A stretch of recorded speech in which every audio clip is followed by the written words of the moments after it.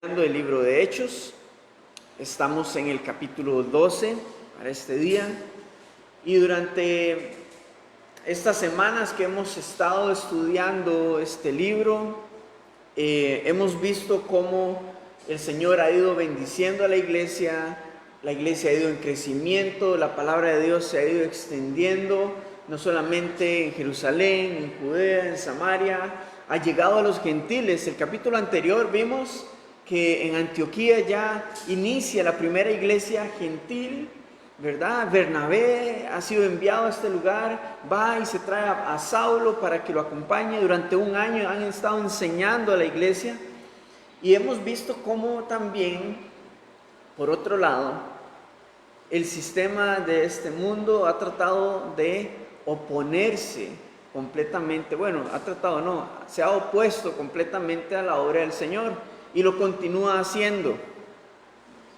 Y hemos visto cómo ha tratado de poner obstáculos para que no avance el Evangelio ni el reino de Dios.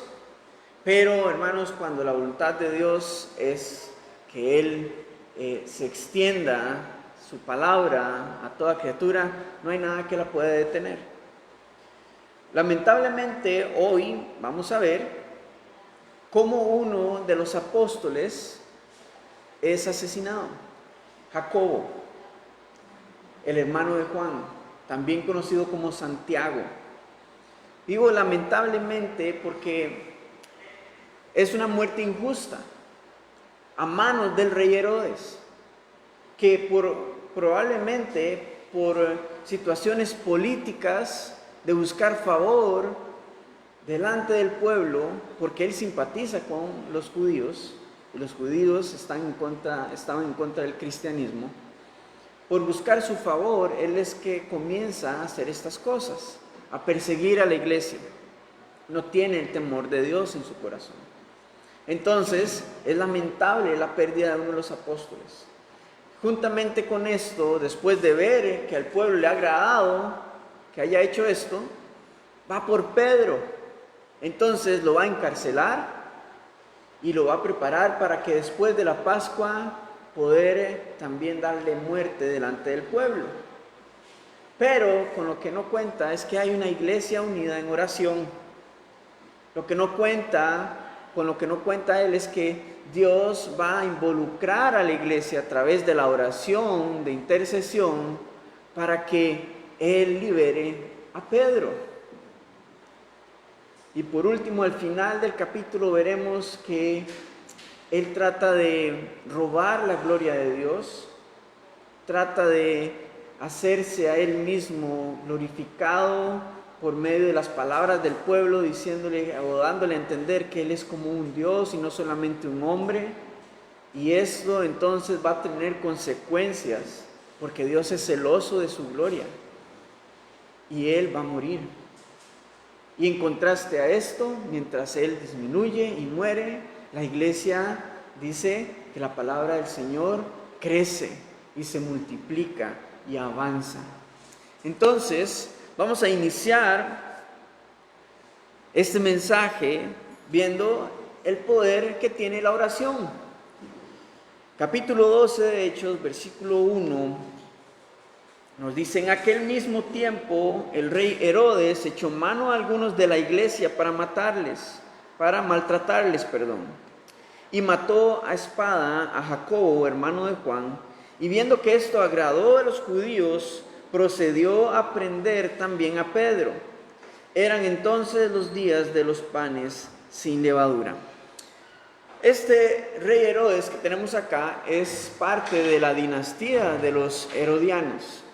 O sea, es una familia que tiene este título de Herodes para nombrarlo como rey sobre Jerusalén. No es el mismo que Herodes el Grande, el cual comenzó a perseguir y a buscar a niños en el tiempo del nacimiento de Jesús para matarlos. Este más bien es su abuelo, y es diferente también al Herodes que tenemos en los evangelios, cuando apresan a Juan el Bautista y lo matan. Este era su tío. Entonces tenemos el nieto y sobrino de los Herodes anteriores. Este es el rey Herodes Agripa primero, el que tenemos acá. ¿Por qué situación o por qué razón? ¿Cuántos cristianos tiene aprisionados? ¿Por qué quería maltratarlos? ¿O por qué da muerte a Jacobo? No lo sabemos propiamente, el texto no lo dice, pero nos da una idea cuando vemos en el versículo 3 de que cuando él vio que esto agradó a los judíos, procedió a prender también a Pedro, porque andaba buscando el favor del pueblo judío. Él simpatizaba con la religión judía, no practicaba sus tradiciones ni rituales, pero él buscaba el favor político. Entonces, básicamente, estas eran sus razones. Buscaba el favor político, su popularidad, quería enorgullecerse, buscaba cómo alimentar su ego y cómo poder reinar con favor del pueblo. Y lamentablemente, actualmente vemos cómo hay en este tema de la política muchos que buscan el favor del pueblo simplemente, no asesinando personas ni nada así, pero sí buscando cómo poder ganar popularidad con mentiras, engaños, etc. Pero no es el tema en el que queremos entrar. La razón por la que Herodes entonces mata a Jacobo probablemente es por esta, ¿verdad? Buscar el favor del pueblo. Ahora, versículo 4 nos dice: y habiéndole tomado preso a Pedro, le puso en la cárcel, entregándole a 4 grupos de 4 soldados cada uno, para que le custodiasen, y se proponía sacarle al pueblo después de la Pascua. Así que Pedro estaba custodiado en la cárcel, pero la iglesia hacía sin cesar oración a Dios por él. Cuando leemos este texto, esta sección, podríamos preguntarnos, y es normal, ¿por qué? Porque aquí nos dice que la iglesia estaba orando por Pedro, pero probablemente estaba orando por el resto de los cristianos que estaban bajo custodia del rey Herodes. Probablemente estuvieron orando por Jacobo también. La pregunta es: ¿por qué entonces Pedro sí iba a ser liberado y Jacobo no? ¿Por qué Jacobo tuvo que morir? No lo sabemos. Y esos son los misterios que solamente Dios tiene para su conocimiento y se ha guardado para sí mismo. Y hago énfasis en esta pregunta porque muchas veces nos vamos a preguntar por qué Dios sí permite que unos sí y otros no pasen por la muerte. ¿Por qué Dios permite que esta persona sí muera y esta otra no? Si esta persona era tan buena y buscaba la voluntad de Dios, etc. Existe y es válida la pregunta, pero más allá de buscar razones, lo importante es comprender y meditar en cuáles son las promesas que Dios tiene para los que le aman.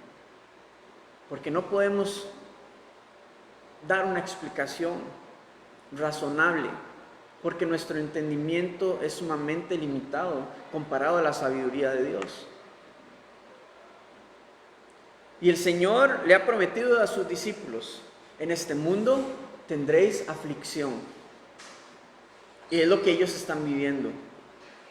Tendrán persecución, serán entregados a la cárcel para darles muerte. Y es lo que están viviendo. Pero de nuevo, es más allá, o se trata de más que tratar de buscar razones y respuestas. Lo que el Señor nos guía es a meditar en sus promesas. Promesas que no solamente nos alcanzan para este mundo mientras estemos en esta tierra, pero también promesas que son para la eternidad. ¿Sabe? Porque aquellos que tienen a Cristo en su vida, en su corazón, tienen un propósito más allá de la muerte en este mundo. Nuestra vida no termina ahí. Nuestra vida continúa a la eternidad con el Señor. Con Jacobo se adelantó a Pedro. ¿Recuerdan cuando Juan y Pedro corren a la tumba del Señor y Juan llegó primero? Ahora es Jacobo el que corre y el Señor lo recibe en su gloria, primero antes que los demás apóstoles.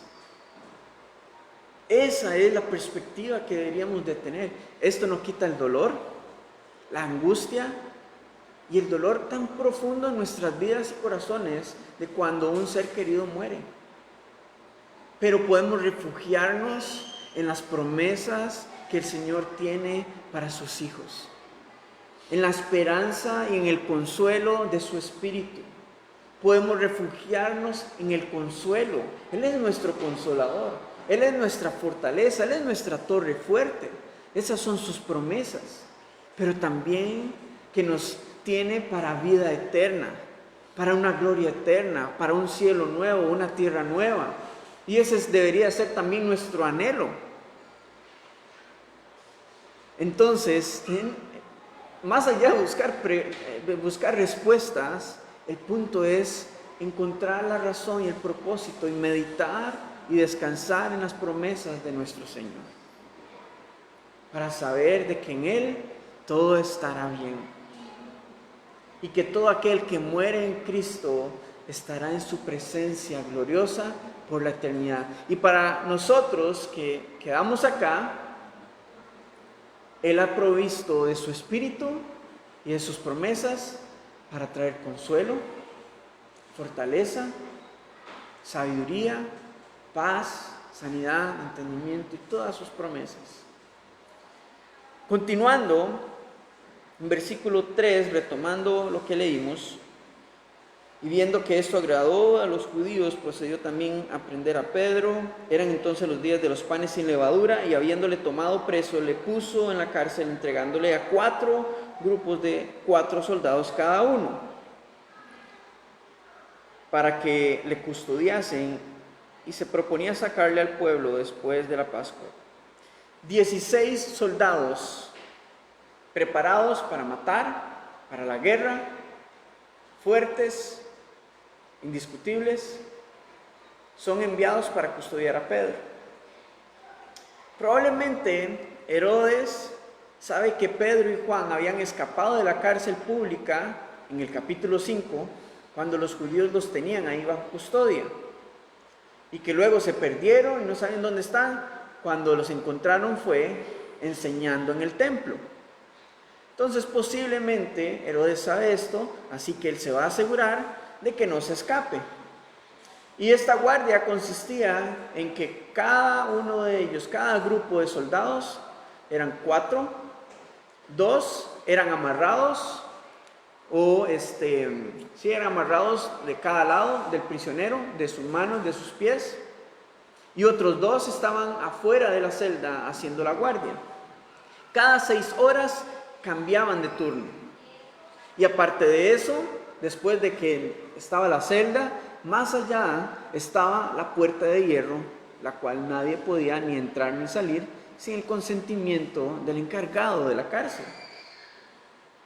Así que mientras Herodes estaba resguardando de que Pedro no saliera, no se escapara y no sucediera nada, había una iglesia orando.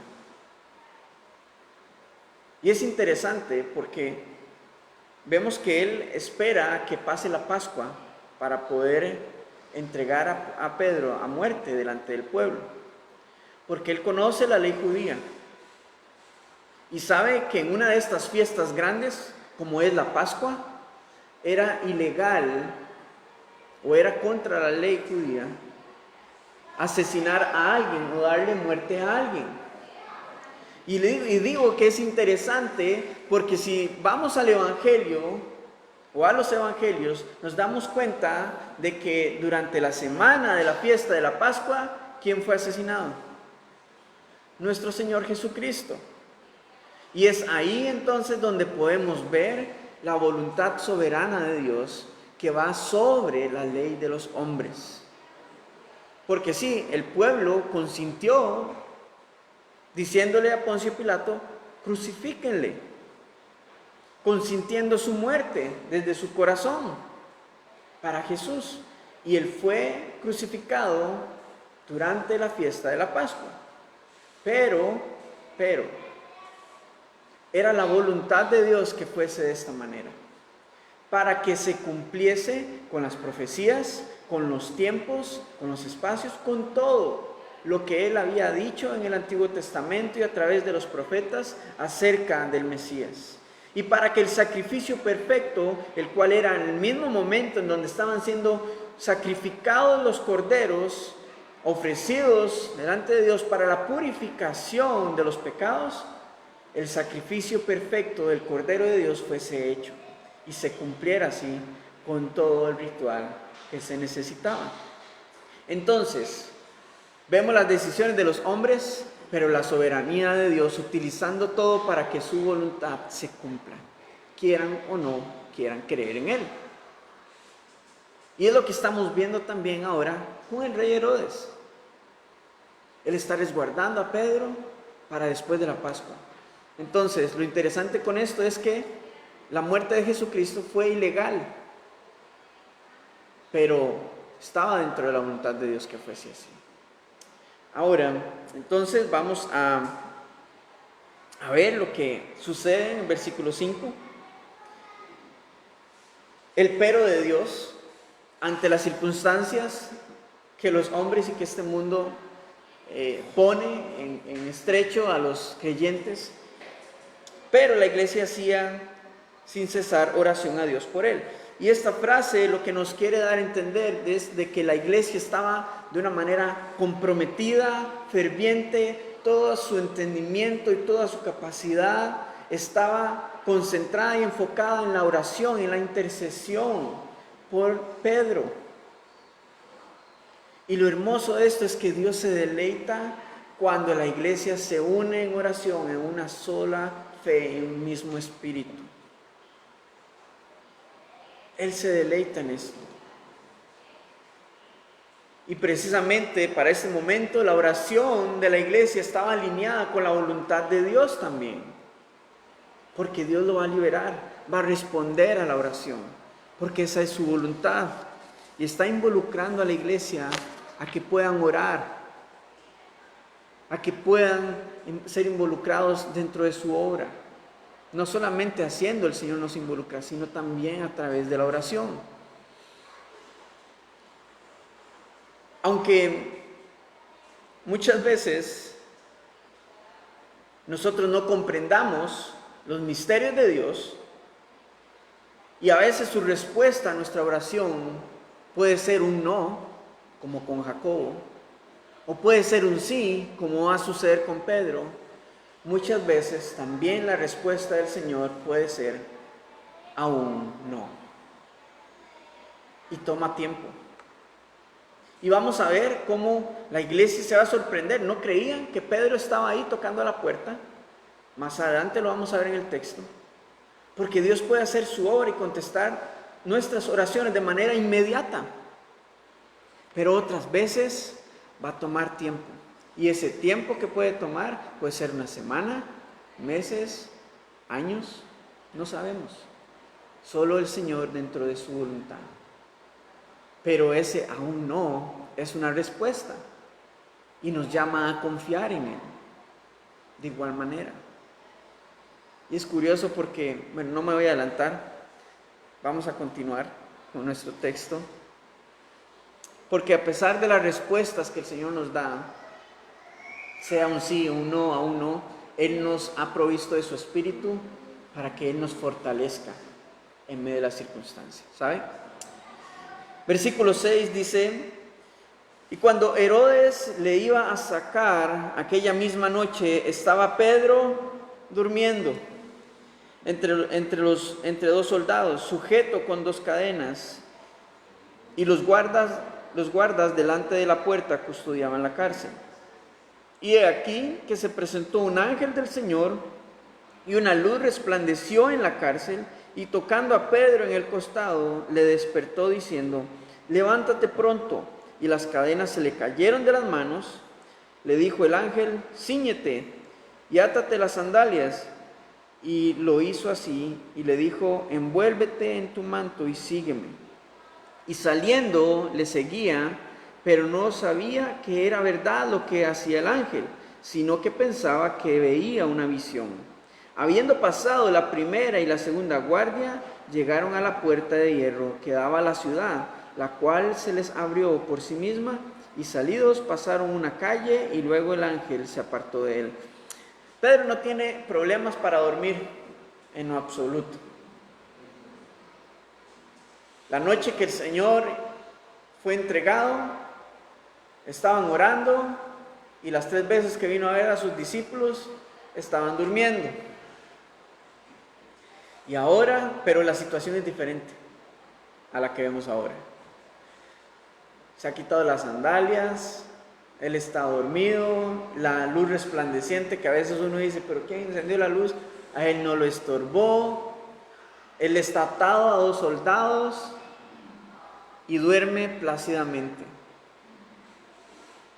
En la mañana es su posible ejecución, pero él continúa durmiendo. Posiblemente su confianza está completamente en el Señor,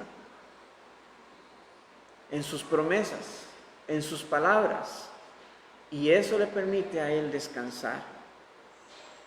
Ya sea que no suceda y que el Señor intervenga en su vida de manera milagrosa en unas horas o en las horas que faltan para su ejecución, o que suceda, él está consciente y sabe quién le espera después de la muerte.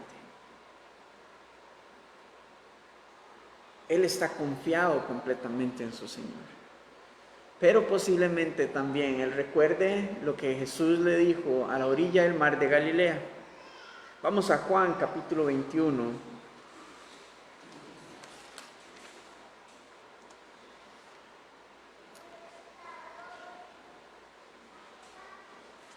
Versículo 18. Juan capítulo 21, versículo 18. Jesús le dice a Pedro: de cierto te digo, cuando eras más joven te ceñías e ibas a donde querías, mas cuando ya seas viejo extenderás tus manos y te ceñirá otro y te llevará a donde no quieras. Esto dijo, dando a entender con qué muerte había de glorificar a Dios. Y dicho esto, añadió: sígueme. Esto fue hace meses atrás. Pedro todavía sigue siendo joven o dentro de los 30. Entonces, posiblemente, él recuerda estas palabras del Señor y dice: algo va a suceder. Yo confío en mi Señor. Y sigue durmiendo. Pero de nuevo, ¿y si no? Él sabe quién lo espera al otro lado por la eternidad, y es su Señor Jesucristo. Y entonces, durante este tiempo, el panorama para Pedro no es nada prometedor. Él está atado, tiene 3 guardias adelante, aparte de la que tiene, otra guardia y otra guardia más. Pero el ángel lo despierta, le dice: póngase su manto, vámonos. Las cadenas se caen y él comienza a caminar, obedece y avanza. Y cuando llega a la puerta de hierro, parece que esta puerta tiene un sensor para abrirse automáticamente, y se abre a su paso y él continúa hasta el momento en donde él se da cuenta de que lo que está sucediendo es real y se da cuenta que está en libertad. ¿Saben? Muchas veces el Señor opera de maneras tan extrañas, misteriosas, que no comprendemos. Pero cuando ponemos nuestra confianza en el Señor, meditamos y perseveramos en sus promesas, en su verdad, en su palabra, y tenemos intimidad con su Espíritu, Él trae paz a nuestra vida y nos permite descansar completamente en Él. Aunque las cosas no hayan cambiado por fuera, aquí adentro las cosas comienzan a tener sentido. El Señor abre nuestros ojos para que podamos ver desde su perspectiva y no desde lo que físicamente nos está aturdiendo, nos está abrumando. El Señor tiene control sobre todas las cosas. Y si Él tiene control de todas las cosas, sabe, todo va a estar bien. Usted nada más tiene que obedecer, escuchar la voz y avanzar. Y aunque usted vea un obstáculo tan inmenso como una puerta de hierro, para el Señor no hay nada imposible. Él la puede abrir para que continuemos. Y en el momento en el que usted se dé cuenta, está afuera, dice, pero ¿qué pasó? ¿En qué momento? Fue solamente su obediencia de seguir al Señor hacia afuera de la circunstancia. Cuando se da cuenta, posiblemente no tenga ningún rasguño. O el Señor ha provisto de su espíritu para fortalecerlo y darle la fuerza para poder afrontar la circunstancia en medio de la que uno está. Y el Señor se glorifica. Así que entonces Pedro ya está libre. Y con esto podemos ver cómo la oración es un arma poderosa con la cual contamos. Sí, todo el Señor lo ha hecho, pero no olvidemos que había una iglesia orando, perseverando insistentemente en oración. Y no que nuestra oración vaya a manipular la voluntad de Dios, pero Él se deleita en la unidad de la fe cuando venimos en oración, en un mismo espíritu. De nuevo, nuestra oración no va a manipular, ni va a cambiar la voluntad de Dios, pero Él se deleita cuando su pueblo se une en oración y en una fe ferviente por la intercesión de uno de sus hijos, de uno de sus hermanos. Cuando pasen situaciones y circunstancias, porque van a pasar, lo mejor es unirnos en oración, porque ahí es donde hay deleite para el Señor y Él nos fortalece. Sea que su respuesta sea un no, o sea un sí, o aún no. El Señor nos fortalece. Y el punto es la unidad de la oración. Entonces, ante las circunstancias de este mundo, el arma poderosa que tenemos es la oración. Así que úsela. Usémosla. Aproveche esa ventaja. Porque cuando venimos a orar, el Señor nos fortalece, trae paz, trae sabiduría, trae entendimiento, trae claridad. Se va la ansiedad, la preocupación, etc. Tenemos ventaja ante las circunstancias de este mundo. Así que aproveche esa ventaja, use esa arma. Y el Señor se va a glorificar. Él va a hacer su parte, pero haga usted la suya, que es perseverar en oración. Versículo 11 dice, entonces Pedro, volviendo en sí, dijo, ahora entiendo verdaderamente que el Señor ha enviado su ángel y me ha librado de la mano de Herodes y de todo lo que el pueblo de los judíos esperaba. Así es este mundo, ¿sabe? Tiene una expectativa tan grande de que usted como creyente o que la iglesia del Señor perezca, pero el Señor siempre nos libra y nos fortalece y su voluntad va porque va y humilla al orgulloso y humilla a los sabios de este mundo con la verdad de su palabra aplicada en su iglesia, porque somos su novia, somos sus hijos, somos su pueblo.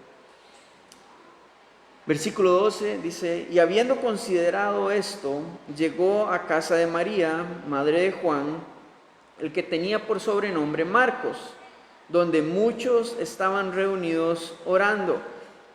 Ve, no fue una oración pasajera ahí, sí Señor, ayúdalo, líbralo, etc. Tenían horas esta gente orando y continuaban haciéndolo, esperando alguna respuesta del Señor. Y esto es rescatable porque nosotros deberíamos de hacer lo mismo. Versículo 13 dice: cuando llamó Pedro a la puerta del patio, salió a escuchar una muchacha llamada Rode, la cual, cuando reconoció la voz de Pedro, de gozo no abrió la puerta, sino que corriendo adentro dio la nueva de que Pedro estaba a la puerta. Y ellos le dijeron: estás loca. Pero ella aseguraba que sí era. Entonces ellos decían: es un ángel. Mas Pedro persistía en llamar, y cuando abrieron y le vieron, se quedaron atónitos. Pero él, haciéndoles con la mano señal de que callasen, les contó cómo el Señor le había sacado de la cárcel, y dijo: haced saber esto a Jacobo, posiblemente el hermano de Jesús, y a los hermanos. Y salió y se fue a otro lugar. No sabemos a dónde se fue, pero se fue a otro lugar. Esta iglesia estaba perseverando en oración, pero les faltaba probablemente un poquito de fe para comprender de que Dios podía hacer cualquier cosa de manera inmediata. Posiblemente ellos estaban expectantes de que el Señor hiciera algo durante ese tiempo o en algún tiempo, no sabemos. Pero el Señor actuó y ellos no lo podían creer de que Pedro había sido liberado. Y esto nos habla de la situación tan profunda y complicada en la que él estaba. Hermanos, el Señor puede contestar nuestra oración inmediatamente si nuestra oración está alineada a su voluntad.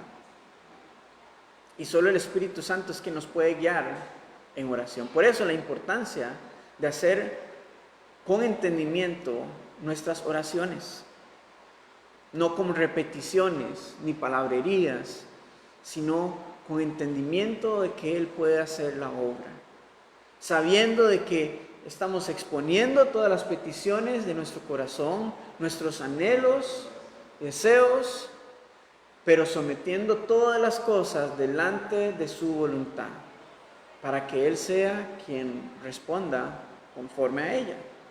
Así que entonces es gracioso, esta mujer lo escucha y en lugar de abrir la puerta, se va de la emoción y del gozo a buscar a los demás. Y podríamos imaginarnos esa imagen, los soldados buscando a Pedro y él: ábrame. Pero entonces lo dejan entrar, él testifica con ellos. Y entonces, versículo 18, luego de que fue de día, hubo no poco alboroto entre los soldados porque sobre qué había sido de Pedro. Mas Herodes, habiéndole buscado sin hallarle, después de interrogar a los guardas, ordenó llevarlos a la muerte. Con alguien tenía que desquitarse. Y sus guardas fueron los que sufrieron las consecuencias. Después descendió de Judea a Cesarea y se quedó allí. Esto nos habla de Herodes. Desciende a Judea y se quedó allí. Y hasta acá vamos a ver a Pedro por el resto del libro de Hechos. Es su última aparición. Bueno, brevemente aparecerá en el capítulo 15, pero el enfoque de la historia ahora va a estar en el apóstol Pablo, en la obra que Dios va a hacer a través de él en el mundo gentil. Pero esta es la última vez que vemos a Pedro obrando, o el Señor haciendo la obra a través de él en el libro de Hechos. Continuamos al final, la última sección.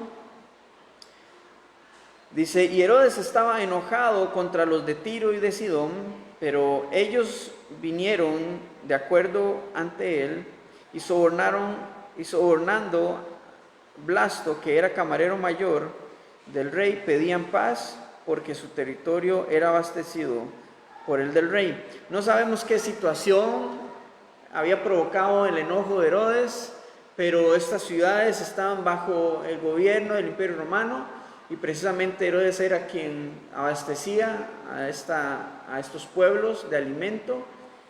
Vemos que si ahí el rey está enojado y el abastecimiento depende de él, pues obviamente iban a haber necesidades en estos pueblos.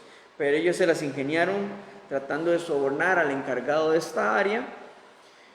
Y un día señalado, versículo 21, Herodes, vestido de ropas reales, se sentó en el tribunal y les arengó. Esto lo que quiere decir es que él estaba dándoles un discurso al pueblo. Entonces él se sienta en el anfiteatro, viene con ropas reales, y estas ropas reales, según un historiador judío, eran de plata, por lo que probablemente si el sol le pegaba, lo que iba a reflejar era un resplandor en medio de su discurso. Y al final del discurso vemos qué fue lo que sucedió. Versículo 22. Y el pueblo clamaba gritando, voz de Dios y no de hombre, dándole a entender de que Él era un Dios, no solamente un hombre. O sea, si este hombre tenía orgullo, ahora se lo están inflando aún más, su ego aún más. Versículo 23, todo tiene una consecuencia. Al momento un ángel del Señor le hirió por cuanto no dio la gloria a Dios y expiró comido de gusanos. Y hay una explicación científica respecto a qué sucedió, pero no es el punto. El punto es que él quiso robar la gloria de Dios y Dios es celoso de su gloria. Así que no hay hombre ni mujer que esté sobre Dios. Así que cuando alguien quiera sentirse más que Dios o más sabio que Él, buscando su propia gloria, tengan cuidado, su vida está en peligro. Y lo estoy diciendo porque cuántas veces, no solamente los no creyentes, eso es obvio, pero cuántas veces incluso creyentes tratan de buscar en sus propias decisiones, en sus propias fuerzas, cuando el Señor nos ha guiado a hacer algo y despreciamos la voluntad de Dios para hacer nuestra voluntad. Ese desprecio es un mensaje claro de decir, no, Dios, yo puedo sin usted, o no, yo quiero hacerlo de esta manera. Tengamos cuidado, porque el Señor, en su gracia y misericordia, sí nos puede reprender, pero si continuamos, está peligrando nuestra vida. Porque ¿quién tuvo consecuencias a causa de esta rebelión? Satanás. Fue desechado del cielo por esta misma razón. Así que tengamos cuidado y tengamos siempre temor de Dios y en todo dar la gloria a Él. Y vemos el contraste en el versículo que sigue, versículo 24. Pero la palabra del Señor crecía y se multiplicaba.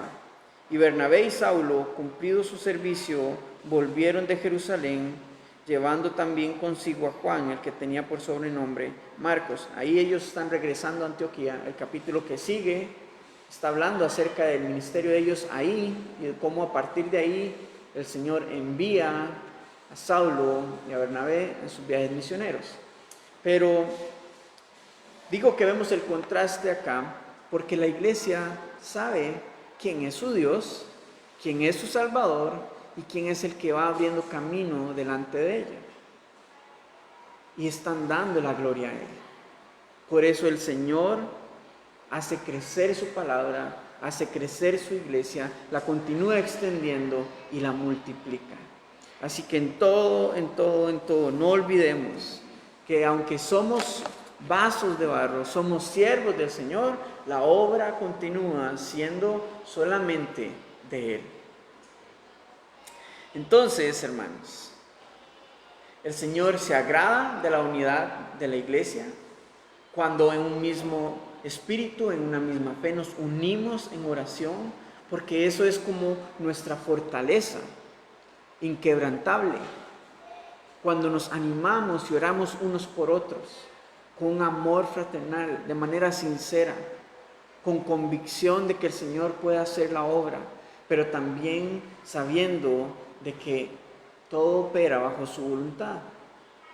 También podemos ver que a través de la oración podemos descansar en el Señor, en sus promesas. Cuando descansamos en Él y entregamos todo el control a Él, todo va a estar bien. En vano nos afanamos, en vano vamos a desesperarnos y vamos a estar en temor, esperando de que, ¿cómo vendrá y de qué manera será que esta situación se va a solventar? No, confíe en el Señor y Él hará su obra. Nuestra parte es poner fe y confianza en Él, en su verdad, en su palabra, y apoyarnos junto a otros hermanos. Isaías capítulo 23, versículo 3, nos dice esta promesa: tú guardarás en completa paz a aquel cuyo pensamiento en ti persevera, porque en ti ha confiado. Nuevamente, tú guardarás en completa paz a aquel cuyo pensamiento en ti persevera, porque en ti ha confiado. Y este consejo, este ánimo, esta promesa es de que perseveremos en las promesas de nuestro Señor, porque cuando depositamos toda nuestra fe en Él, Él va a guardar nuestro corazón y nuestros pensamientos si continuamos perseverando y confiando en Él. Él nos va a guardar, nos va a proteger, va a guardar nuestro corazón y nuestros pensamientos.